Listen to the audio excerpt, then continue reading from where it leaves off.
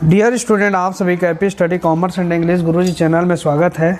आज हम पढ़ने वाले हैं अनुग्रह विनिमय विपत्र अथवा पारस्परिक सहायतार्थ विनिमय विपत्र।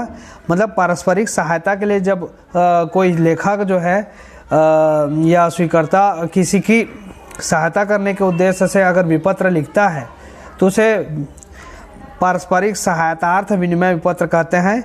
इसमें जो है दो प्रकार के विपत्र होते हैं।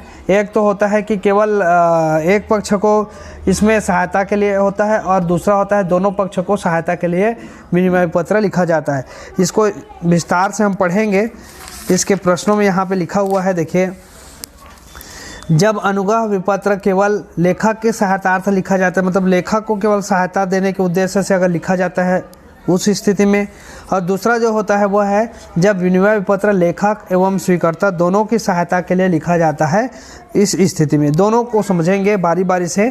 तो चलिए यहाँ पर देखते हैं प्रश्न में क्या लिखा है। 32 नंबर का क्वेश्चन है। B1 जुलाई 2017 को 20,000 रुपये का ए द्वारा आहरित बिल अस्थायी सहायतार्थ स्वीकार करता है। ठीक है, क्या बोल रहा है? बी जो है 1 जुलाई 2017 को 20,000 रुपये का ए द्वारा आहरित बिल अस्थायी रूप से सहायतार्थ स्वीकार करता है जो तिथि से 3 माह बाद देय है। 3 माह बाद क्या है? देय है। ए यह बिल अपने बैंक से 19,990 रुपये में बट्टे पर भुना लेता है। ठीक है, 3 माह बाद ए 20,000 रुपये बी को भेज देता है। ए किसको भेज देगा? बी को भेज देगा कितना रुपये? 20,000 रुपये।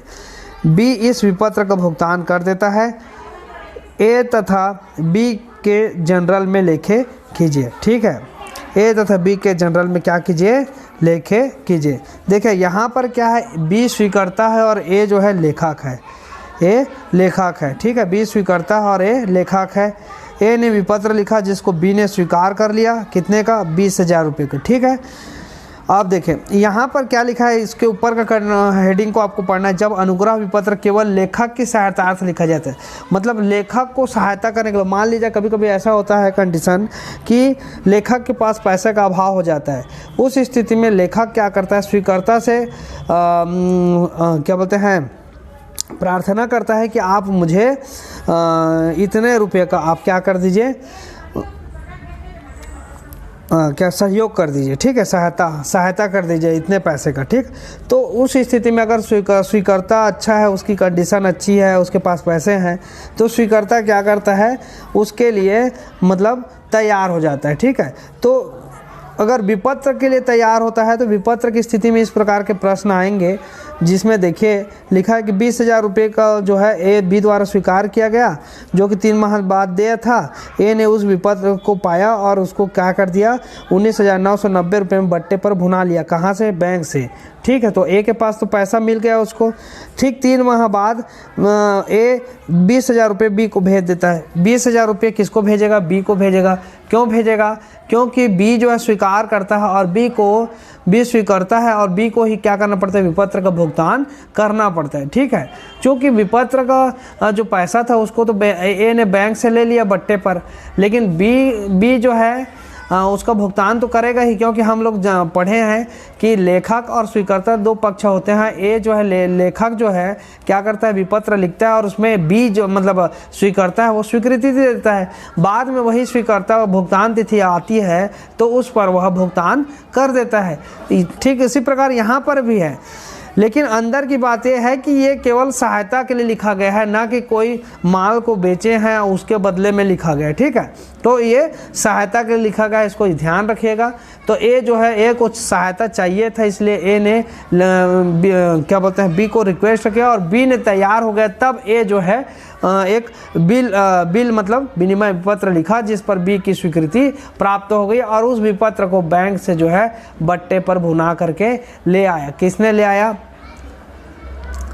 ए ने। ठीक है, इतना विशेष ध्यान रखिएगा, है ना। बी को फिर बाद में जो है ए पैसा दे देता है 20,000 रुपया, और बी क्या करता है, उस विपत्र का भुगतान कर देता है। ठीक, तो ए इसमें क्या हो गया, ए को पैसा भी मिल गया और उसको 3 महीना बाद भुगतान करना था तो उसको समय भी मिल गया। ठीक है, ए तथा बी के जनरल में लेखे कीजिए। अब देखिए इसमें बी का भी कुछ नहीं लगा, न बी को पैसा देना पड़ा। ठीक है, बी केवल स्वीकार किया है और बाद में ए जो है उसका भुगतान बी को कर दिया है, और बी जो है जा करके बैंक में उतने पैसे को भुगतान कर दिया है, केवल बी के नाम से उसको विपत्र को रखा था। ठीक, तो यह ये किस प्रकार से बनेगा, देखिए क्वेश्चन नंबर 32 ये है। तो यहाँ पर हम लिखेंगे ए की बहियों में पंजी प्रविष्टि, तो प्राप्य पत्र खाता विकलन हो जाएगा। प्राप्य पत्र खाता विकलन बी से, किससे मिला, बी से मिला, कितने का, 20,000 रुपये का। विपत्र पर स्वीकृति मिली। हाँ, फिर उसके बाद जुलाई 1 में लिखेंगे रोकड़ खाता विकलन बट्टा खाता विकलन प्राप्य पत्र खाता से। रोकड़ खाता विकलन बट्टा खाता विकलन प्राप्य पत्र खाता से हो जाएगा। ठीक है, क्योंकि विपत्र को बैंक से भुनाया किसने, ए ने भुनाया, तो रोकड़ खाता विकलन बट्टा खाता विकलन प्राप्य पत्र खाता से 100 रुपये बट्टा लगा और 19,900 रुपये में उसको भुना करके लेके आया। ठीक है, तो 20,000 हो गया। अब जब तिथि आया उसका भुगतान तिथि पर बी को पैसा दे दिया किसने, ए ने, तो बी विकलन हो जाएगा रोकड़ खाता से बी को राशि भुगतान करने पर।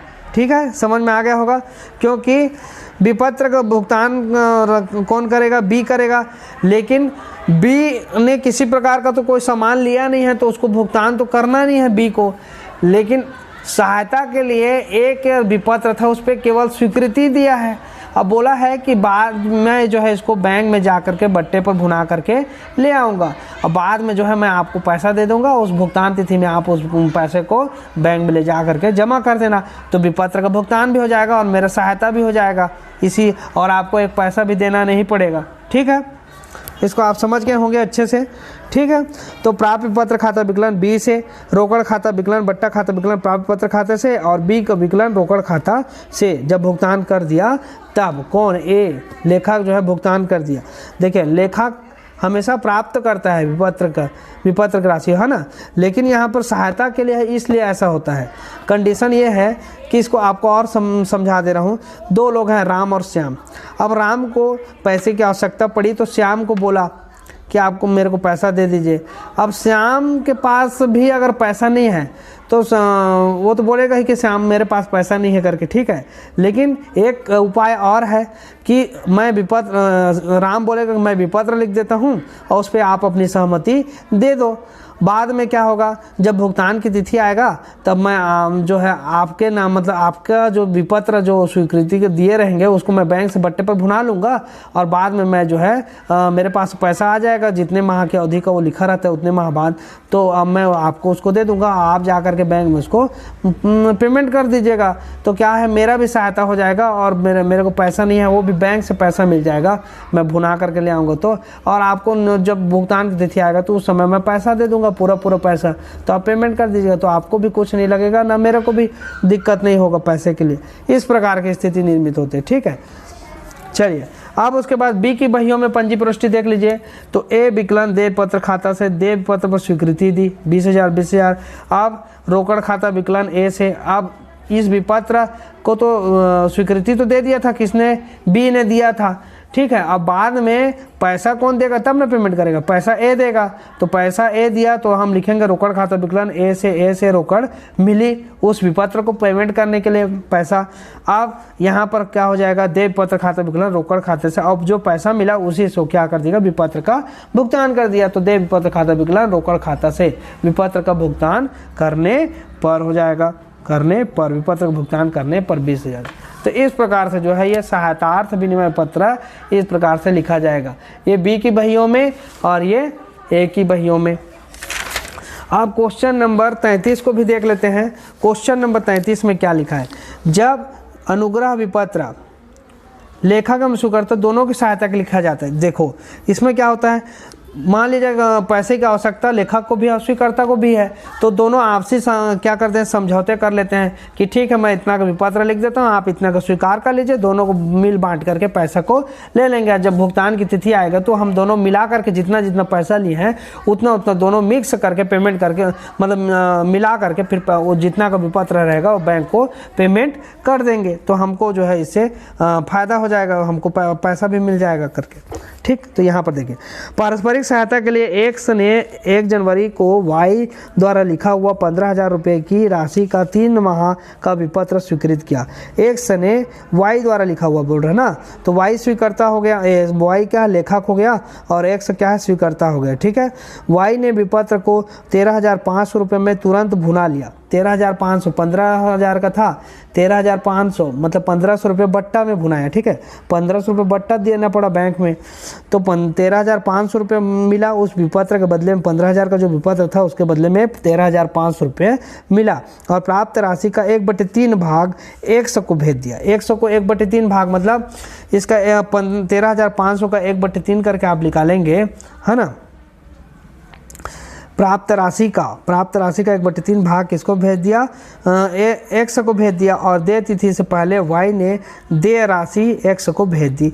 अब ये वाई मतलब प्राप्त राशि का देखो, वाई ने विपत्र को 13,500 में भुनाया और 100 को जितना पैसा का ज़रूरत है 1/3 भाग को उसको भेज दिया 100 को। ठीक है, 100 को दे दिया और बाकी पैसा को वाई अपने पास रख लिया। अब स्वीकर्ता कौन है, स्वीकर्ता तो एक्स है, तो एक्स भुगतान करेगा विपत्र की भुगतान तिथि पर। तो यहाँ पर क्या होता है, देय तिथि से पहले वाई ने देय राशि 100 को भेज दी।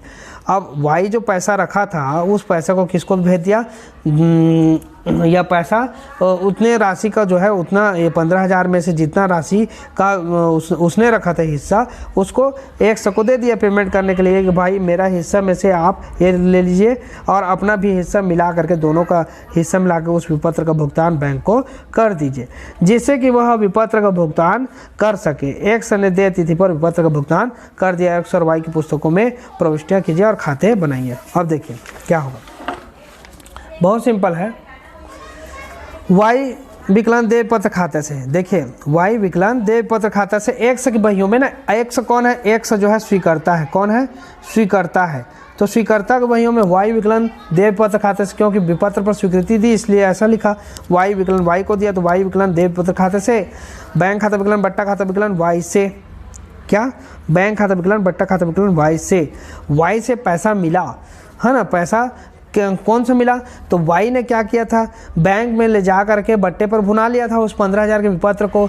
उसमें से 1/3 भाग किसको दे दिया, 1/3 भाग जो है 100 को दिया है। तो 100 अपने बहियों में लिख रहा है बैंक खाता विकलांग बट्टा खाता विकलांग वाई से, मतलब वाई से राशि मिला और उसके साथ साथ बट्टा भी हमको देना पड़ा, इसलिए लिखा है बैंक खाता विकलांग बट्टा खाता विकलांग वाई से। 45 और 5 मतलब 15,000 का 1/3 भाग, देखिए 15,000 का 1/3 भाग करेंगे तो 3 एकम 3 पंचे और 5 एकम 5 है। 5,000 का था, 5,000 रुपये किसने लिया, एक्स ने लिया। 100 को ज़रूरत रहा होगा इसलिए मंगा होगा 5,000। तो 5,000 में वो तो बैंक में बट्टे पर भुनाया था, तो 15,000 का उसको 13,500 मिला था। कितना मिला था, 13,500। तो बट्टा इसमें 1,500 रुपये तो बट्टा हो गया था, तो 1,500 रुपये में से 500 रुपये का जो बट्टा था वो इसका था, किसका, इस 5,000 का। तो इसको जो है 500 रुपये का बट्टा यहाँ पर लगा दिया और 4500 रुपया किसको दे दिया, 100 को दिया, है ना, और 500 रुपये बट्टा का। ठीक, इस प्रकार से बैंक खाते विकलन बट्टा खाते विकलन वाई से हो गया। ठीक, 5,000 यहाँ पे। अब देखिए, अब जब उसकी तिथि आ गई, किसकी तिथि आ गई भुगतान करने की, तो उसके पहले क्या किया, वाई ने पैसा दिया, किसको दिया, 100 को दिया। कितना पैसा दिया, तो देखो 5,000 तो 100 को दिया था वाई, ठीक है। अब बचा उसके पास कितना था, 10,000। 10,000 मतलब टोटल 15,000 का विपत्र था। 15,000 में से 5,000 मतलब 1/3 भाग 5,000 होता था। 1/3 भाग जो है कि राशि जो है 100 को चाहिए थी और 10,000 रुपये की राशि जो है वाई को चाहिए थी, है ना। तो दोनों के सहायता के लिए था। तो वाई क्या करेगा, अब अपना राशि जो लिया है उसको तो भुगतान करना पड़ेगा ना। किसको करेगा, 100 को करेगा, क्योंकि 100 जो है जा करके फिर उस विपत्र का भुगतान बैंक में जा करके करेगा, ठीक है। और एक्स जो है अपने पास जो राशि लिया था वाई से, उसको भी उसमें मिलाएगा। 10,000 एक्स देगा, 10,000 वाई देगा और 5,000 एक्स देगा। इन दोनों को राशि को मिला करके फिर 15,000 रुपये की राशि का भुगतान बैंक में जा करके करेंगे। तो यहाँ पर देखिए क्या हो गया, बैंक खाता विकलन वाई से मिल गया 2/3 भाग वाई से प्राप्त 10,000। अब देय विपत्र खाता विकलन बैंक खाता से। देखिए बट्टा का जो राशि था, बट्टे की राशि को यहाँ पर नहीं लिखेंगे, ठीक है, क्योंकि बट्टे की राशि को जो है वाई अपनी बहियों में लिखेगा। कैसे लिखेगा अभी पढ़ेंगे। बैंक खाता विकलन वाई से, ठीक है। उसके बाद देय पत्र खाता विकलन बैंक खाता से, देय पत्र खाता विकलन बैंक खाता से 15,000 और 15,000। देय भुगतान तिथि पर विपत्र का भुगतान कर दिया। किसने किया? एक्स ने किया, क्योंकि एक्स स्वीकर्ता है और जितना का मतलब विपत्र उतने का भुगतान करेगा। तो टोटल कितने का विपत्र था? 15,000 का। तो देय पत्र खाता विकलन बैंक खाता से।